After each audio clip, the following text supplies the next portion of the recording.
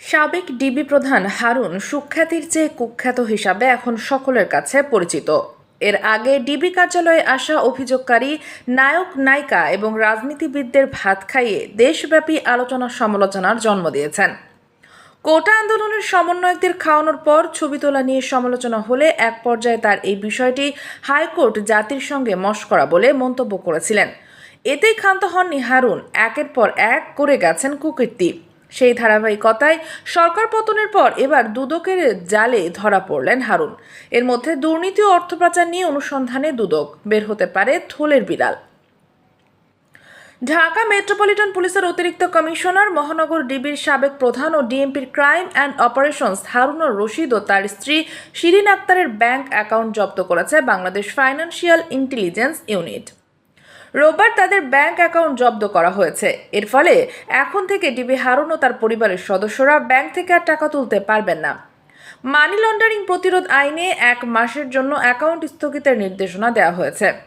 আলোচিত ও সমালোচিত পুলিশের কর্মকর্তার বিরুদ্ধে জালিয়াতি করে মুক্তিযোদ্ধা কোটায় চাকরি নেওয়া সহ অবৈধভাবে সম্পদের পাহাড় গড়ার অভিযোগ উঠেছে।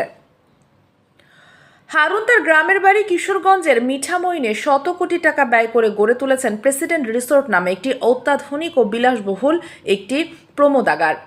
স্থানীয়রা জানান, এটি রিসোর্ট রয়েছে হ্যালিপ্যাড ও অত্যাধুনিক সুইমিং পুল। হেলিকপ্টারে ও বিলাসবহুল গাড়ি করে প্রতিদিনই রাজনৈতিক নেতা ও বিত্তশালীরা এখানে আসতেন। রিসোর্টটি তাদের আনন্দ ফুর্তির নিরাপদ স্থান হয়ে উঠেছিল। জানা গেছে, কিশোরগঞ্জ জেলার মিঠামইন উপজেলার ঘাগড়া ইউনিয়নে হোসেনপুর গ্রামে এক দরিদ্র কৃষক পরিবারে হারুনের জন্ম। 20তম BCS এর মাধ্যমে 2000 সালে মুক্তিযুদ্ধ কোটায় পুলিশে চাকরি পান তিনি। অথচ তার বাবা মোহাম্মদ হাসিদ ভুইয়া মুক্তিযোদ্ধা ছিলেন না। 1996 সালে আওয়ামী লীগ ক্ষমতায় আসার পর রাজনৈতিক প্রভাব খাটিয়ে মুক্তিযোদ্ধা হিসাবে তার নাম অন্তর্ভুক্ত করা হয়েছিল। 2011 সালের 6 জুলাই সংসদের ভবনের সামনে তৎকালীন বিরোধী দলীয় চিফ হুইপ বিএনপি নেতা জয়নুল আবেদিন ফারুককে মারধর করে আলোচনায় আসেন তৎকালীন ডিএমপির তেজগাঁও জোনের ডিসি হারুন। এতে সাবেক প্রধানমন্ত্রী শেখ হাসিনার আস্থা কুড়ান তিনি। এরপর তাকে আর পেছনে তাকাতে হয়নি। একের পর এক পদোন্নতি পেয়ে পুলিশের প্রবল প্রতাপশালী কর্মকর্তা বনে যান হারুন। মিঠামইন উপজেলার ঘাগড়া ইউনিয়নের হোসেনপুর গ্রামে 40 একরেরও বেশি জায়গা নিয়ে গড়ে তোলা হয় প্রেসিডেন্ট রিসোর্ট। 2021 সালের 3 সেপ্টেম্বর রিসোর্টটি উদ্বোধন করা হয়।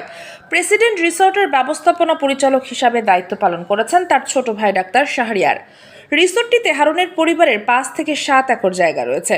বাকি অন্তত 35 একর জায়গা অন্যদের। প্রতারণা করে এসব জমি দখলে নেন হারুন। জায়গার মালিকদের কেউই প্রকৃত দাম পাননি। কেউ 10 লাখের মধ্যে 1 লাখ, কেউ 20 লাখের মধ্যে 2 লাখ এই হারে টাকা পেয়েছেন। দাম না পায় এখন অন্তত 10 থেকে 12 জন তাদের জমি রেজিস্ট্রি করে দেননি। তাদেরই একজন মিঠামইন সদর ইউনিয়নে গিরিশপুর গ্রামের দিলীপ কুমার বণিক। তিনি জানান, হারুনের রিসোর্টের কথা বলে তার 1 একর 10% জায়গা নিয়েছেন। জমির কোনো দরদামও নির্ধারণ করা হয়নি। তাকে 50,000 টাকা দেওয়া হয়েছে, অথচ জমির দাম হবে অন্তত 20 লাখ টাকা। তিনি বলেন, আমার মতো এমন অন্তত আরও 12 জন রয়েছেন যাদের নামমাত্র টাকা দিয়ে জমি নিয়ে গেছে হারুন। 5 আগস্ট ছাত্র জনতার অভ্যুত্থানের পর থেকে রিসোর্টটিতে দর্শনার্থীদের প্রবেশ বন্ধ রাখা হয়েছে। তবে রিসোর্টে বুকিং চালু রয়েছে। 4 ভাইয়ের মধ্যে সবার বড় হারুন। দ্বিতীয় জিয়াউর রহমান মাদকদ্রব্য নিয়ন্ত্রণ অধিদপ্তরের উপপরিদর্শক। তৃতীয় জিল্লুর রহমান পুলিশের ইন্সপেক্টর হিসাবে কর্মরত। এছাড়া হারুনের প্রতিষ্ঠিত বিলাসবহুল প্রেসিডেন্ট রিসোর্টের এমডি হিসাবে আছেন সবার ছোট শাহরিয়ার। হারুন কিশোরগঞ্জের আজিমউদ্দিন উচ্চ বিদ্যালয় থেকে SSC এবং গুরুদয়াল সরকারি কলেজ থেকে HSC পাশ করেন। পরে ঢাকা বিশ্ববিদ্যালয়ে সমাজবিজ্ঞানে অনার্স করেন। বিশ্ববিদ্যালয়ে তিনি ছাত্রলীগের রাজনীতির সঙ্গে সম্পৃক্ত হয়েছিলেন। News desk, Bangladesh news today.